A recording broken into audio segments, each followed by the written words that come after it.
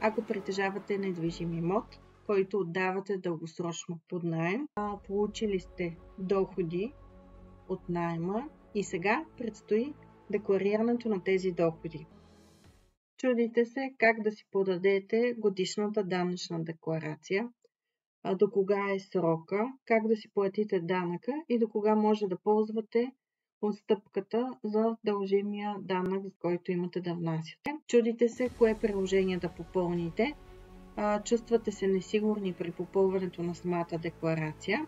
Искате бързо и лесно да подадете декларацията без излишни чудения и нерви. Сами да си изчислите данъка. Ако искате сами да си подадете декларацията, ако искате да избегнете рисковете от неподаване на декларацията, от допуснати грешки и грешно изчислен данък, тогава краткото видеообучение е точно за вас. В него съм показала стъпка по стъпка как да си декларирате получените доходи от трудови договори и получените доходи от наем.